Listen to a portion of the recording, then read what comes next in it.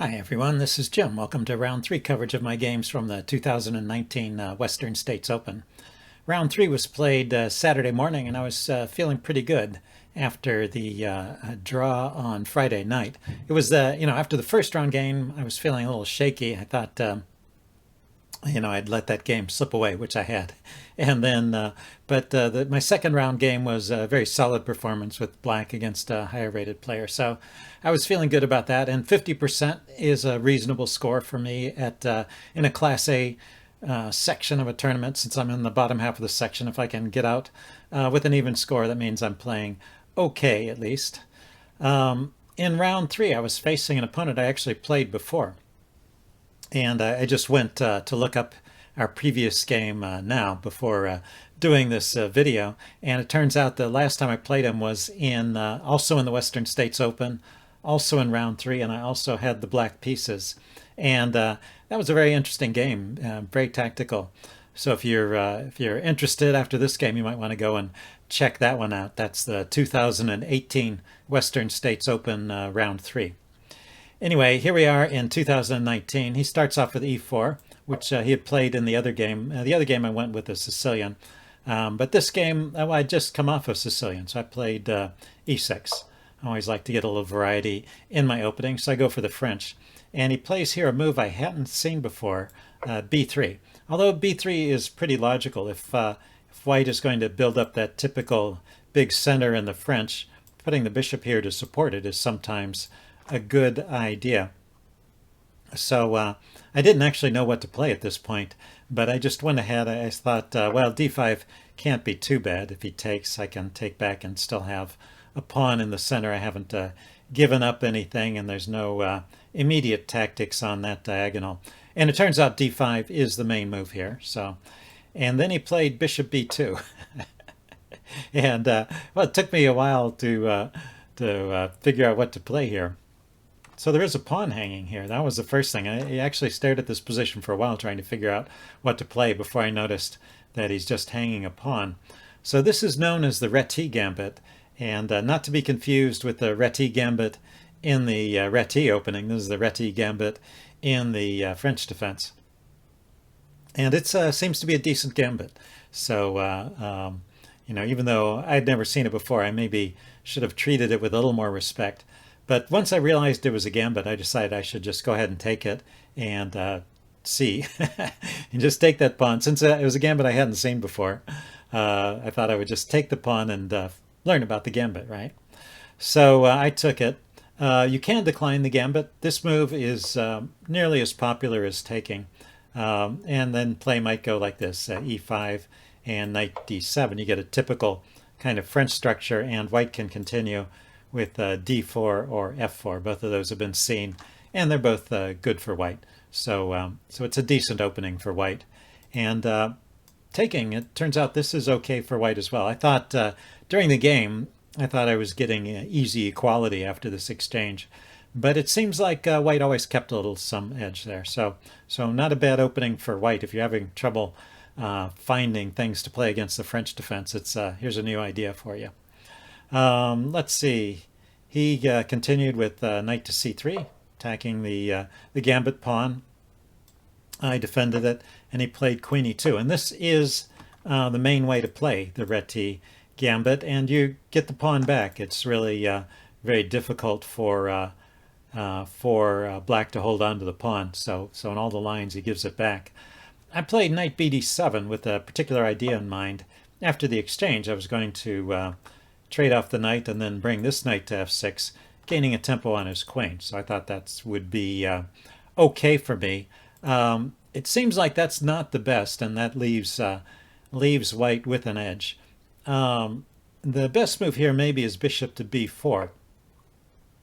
This is an idea I didn't spot, but it's kind of clever.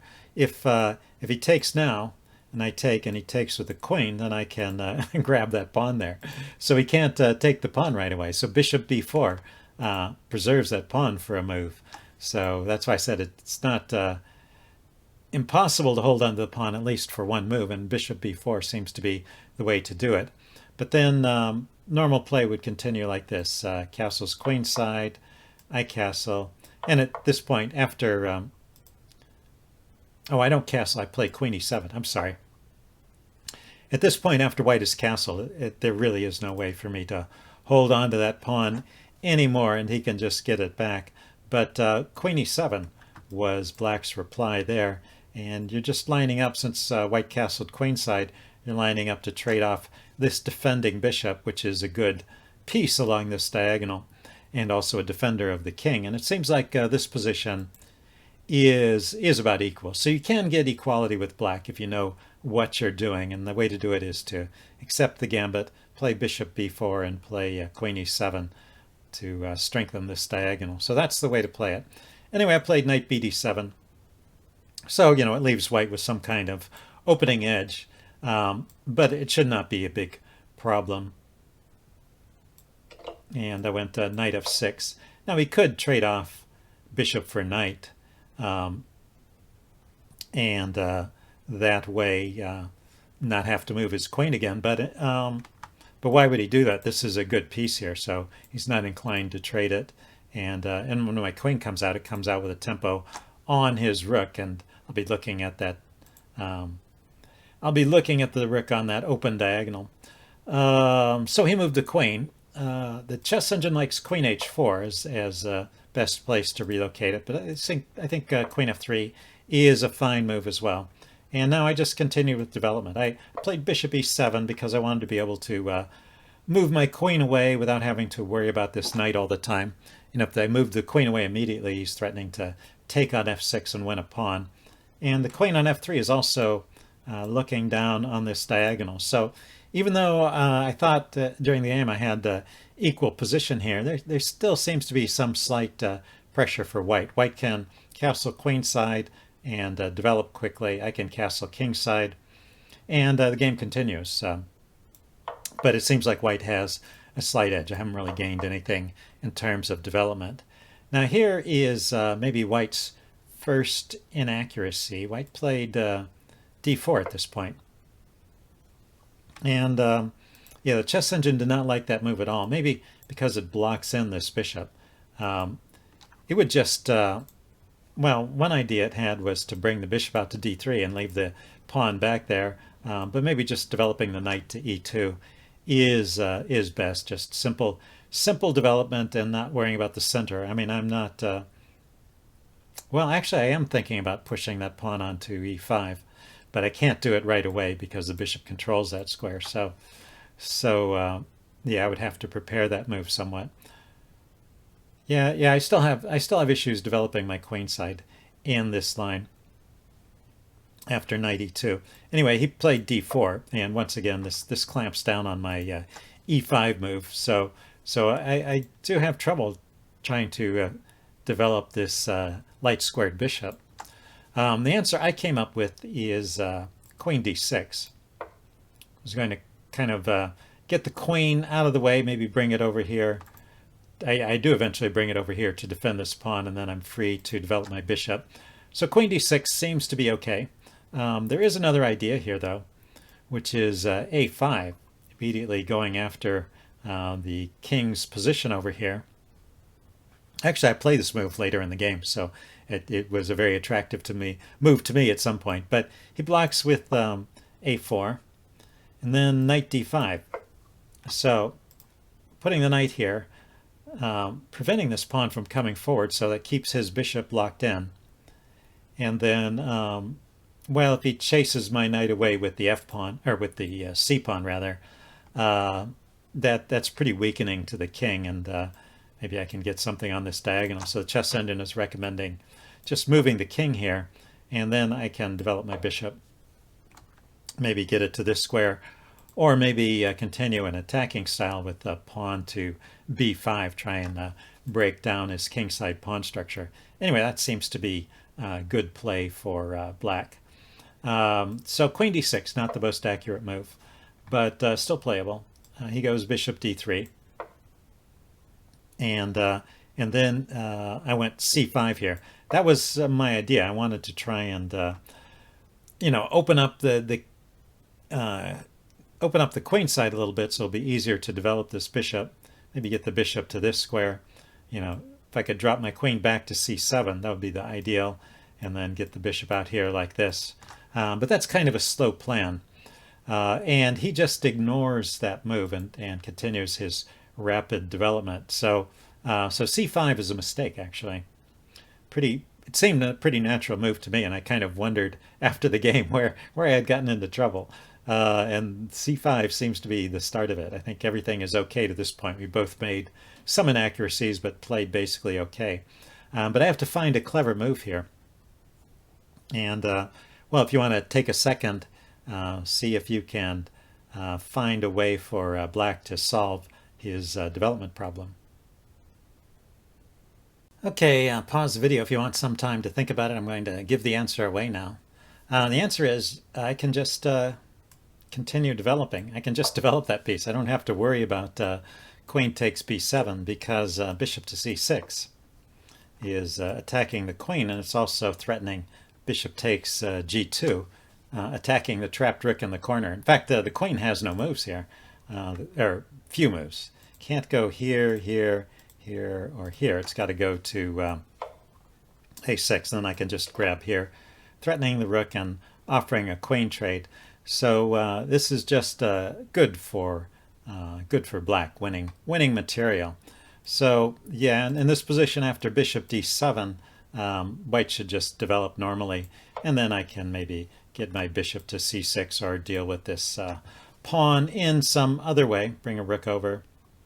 But in any case, it was not a problem. So c5, although it seemed like a logical move to me at the time, it makes Black's position considerably more difficult. And he can just ignore this move. And also, another thing it does is it opens up the diagonal for this bishop, besides the fact that it's not really helping my development. So yeah, he just ignores it. I go ahead and take. I was thinking, well, maybe I would get some mileage against that knight at some point, but it's kind of an annoying piece there. Anyway, I went with queen b6 here. Once again, actually, I could have just played bishop d7 here. In this case, it's a pawn sack. Just give up that pawn, and then, well, after, let me show it. After bishop here, queen takes, I can play with the knight to d5, and it seems like I have an okay position here, although I am a pawn down, still playable for Black. Let's see. But in this position, I went queen d6. I'm holding on to this pawn. I'm going to get the bishop out, and I guess I'll chase that knight away at some point so I can get the bishop to c6. That's my plan, but it's kind of slow. In fact, the chess engine likes White quite a lot here and would just play very simply. It would first play king b1, just let me develop. No worries, that knight is in a good position and it's well supported. And then g4, just plunging ahead with the attack. And this attack is very dangerous. I really did not think this was going to be possible because it looks like it's weakening this diagonal too much. But, well, the tactics just don't work out for me here. If I were to, say, attack his knight with e5 so that I could play bishop c6, the knight hops into f5, and this bishop goes with check. So that means that White has time to deal with this threat of bishop to c6. And in fact, his attack is so strong, he can just ignore that threat, take a pawn here, and if I play bishop here, bring his queen over and just give up the exchange because he's got a pretty devastating attack against my king over here. It's a little under-defended. So anyway, it's big trouble. Oh yeah, I have to take a move to defend the bishop, so I'm going to have to bring a rook over in any case. So so that is why g5, king b1 followed by g5 is okay there. I guess king b1 is just getting away from any incidental checks before launching the attack. Anyway, he played queen g3, also a good move. And I went with a5. I was actually still feeling pretty optimistic about my game. I was thinking, oh, I could go a5, a4. I've got my queen positioned, looking at his bishop there. If this h-file opens up, I can get my bishop here. Yeah, I thought things were looking up for me, but after a5, he just plays a4. And unlike, we showed a similar line earlier. I showed a similar line earlier. But that was before he had gotten his knight out. In this position, I can get my bishop here, but he gets his knight to this good square, and it just kind of squashes all my hopes of attacking his king side. So I'm not getting any real counterplay. And in fact, at this point, this bishop has nothing he can do. And this pawn push is still not happening. The bishop's got control of that square. So I went ahead and traded the bishop for the knight. I didn't like that, but there didn't seem to be much of an alternative. And I looked at it with the chess engine. It doesn't find any great moves for me there either. So at least I get my rook out opposite his king. I'm still looking to create some pressure over here. But what I have overlooked in this play is that now he gets an excellent position for his rook to d7. And that's kind of a nice trick, right? The knight can't take it because of the mate threat. And I don't have any good way to disrupt that mate threat. Any move I make to try and blockade the diagonal, like here, is going to be just met by taking. And doesn't seem to be any good way to chase the queen off of this file here. If I could just chase the queen away, then he would be hanging the exchange here. So that would be something to play for, but it doesn't seem to be happening. And in the meantime, he's attacking my loose bishop and putting pressure on the b pawn. So I had a little trouble figuring a way out of this position, but eventually I found a playable move here. If you want to pause the video again, see if you can spot this one. Actually, there's more than one move that is okay for black in this position, but I think the move I found was kind of nice, and that was the move queen to c5. So I'm letting go of this pawn for the moment, but I'm defending my bishop, and I'm also threatening mate. So that buys me the time to kind of hold things together, and it also activates my pieces a little bit. And now he makes a slight mistake with pawn to c4. Chess engine thinks bishop c4 is the move to play to shield that pawn. And then maybe I could. Yeah, I don't think I can push forward here because he can always take with the pawn. Anyway, it seems to hold things together and keep a slight edge for white. Instead, he played the move c4 with a similar idea. He just wants to shut down my queen on this diagonal. But now it seems like I can equalize with the move rook f to d8. Unfortunately, I didn't play this right here in this position, but I just wanted to show this idea here. Rook defends, and then I would trade. So he still has this active rook, but I can play the move h5. And it seems like, well, if he goes for the pawn, I can bring my bishop out with tempo, and just seems like I have enough activity here to hold this position, even though I'm a pawn down after he grabs that pawn. So that would be one way to play it that would be about equal for black. Let's see, I played knight h5, and I get into trouble, although it's only because of one move. So most moves I'm still okay here, but there's one particular move that I overlooked that white has in this position that gives white the lead. So once more, you can pause the video here and see if you can find a good move for white. Okay, I'm giving the answer away again. The move here for white is queen to e5, and now white is winning after this. It's not immediately threatening mate, but it is tying up this knight so that I can't I can't move that knight without risking the mate. And let's see, it's not immediately threatening the knight because my queen is defending my knight, but it's just hard for me to. It's one of those moves that kind of ties down all my pieces, and then I also have to worry about this loose bishop here if the queens get traded. Although right here, I guess if he takes the queen, I could play bishop takes and hold on to everything. I'd go into an endgame a pawn down, though, because at the end of that he could grab the pawn on b7. It just seems in this position I can't hold everything together, and queen e5 was the only move that really accomplished that. So it was good of white to find that move.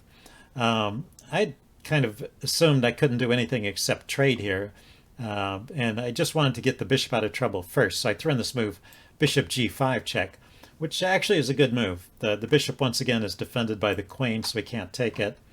King goes over here. And then I trade queens, and he takes back. But he just has a winning position after this. And now, let's see, I went with rook f to d8, which sort of compounds my trouble. The chess engine says my best chance here is bishop f4. But after this trade, he can grab this pawn. Maybe I have time to grab a pawn over here. It's not clear.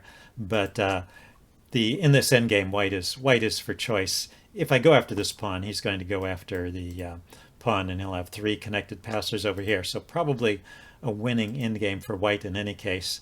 This move that I played, rook f d8, seems to help white a little bit, or at least it increases white's advantage in the chess engine's eyes. So we went for this trade, as we saw on the other line, and then I just brought my knight back. I had some ideas of activating my knight, bringing it out to some good squares, maybe with this check in mind. If I could get a couple moves in, maybe I could use these 2 pawns to hold back these 3 and start pushing in the center, but I just don't have time. He grabs on b7 right away, and I go with knight e4. That was my plan. And now he goes with rook b8, just forcing the trade of rooks. Actually, not the best move there. The chess engine would just keep playing. The f4, kick my bishop back, and then rook a7. Just keep playing, with the material on the board, taking advantage of the active rook and the coordination with the bishops. And this is the fastest way for white to win, I think. Anyway, he went rook b8, going into an endgame. The trade is forced. If I don't trade, he will take. So I takes with the bishop. And then here I blunder, and this is like my final blunder of the game. I played knight takes f2. If you want to think for a second, maybe you can spot the idea white has to win this game now. So yeah, pause the video if you want a little time to think about it. But the idea is just c5. And when I moved my knight away, I gave up that square. So there's no way of stopping that pawn now without sacrificing major material. If we back up to this point, I could have struggled on. The chess engine gives this line, the bishop to d2, say king to c2, hitting the bishop and activating the king. I drop my bishop back to here, and then when he kicks the knight, I can put the knight here. I can blockade. White should probably still win this endgame in the long run, but this would have led to a longer game, and I might have had some chances, because in a longer game your opponent can always make mistakes. Instead, I just took on f2. I guess I had kind of calculated that out in advance, and I was equalizing the material, and I underestimated. I did not calculate how strong this pawn push was. But after c5, there's no good way for me to stop it. If I bring the bishop back here, he's just going to push and then push. I can't even put my bishop in front of the pawn to blockade it, because his bishop is already covering that square. So a good example of the use of the bishops to support the passed pawn. I played king f8 to try and get my king over in front of the pawn. Played c6. And here I realized that, well, even if I get my king over here, I had ideas of walking in my king like this. But after he pushes the pawn forward, say my king goes here, his pawn goes here, he's controlling all these squares. The pawn controls that square, the bishop controls that square, this bishop controls that square. So there's no way my king is getting in to stop that pawn. And yeah, the only move here would be to sacrifice my bishop. And I decided not to play on a piece down. He's obviously winning, so I resigned. Anyway, a good game, a very nice game by white. It was kind of a smooth win. I did not really challenge him too much in this game, so I was a little bit discouraged. But, well, it was just the first round on Saturday. I had time between rounds because this was over around move 29. This was over pretty quick. So I had time to go for a walk. I showed you some of the pictures from that earlier, and kind of recover my spirits and get ready for round 4. And I will see you then. Bye.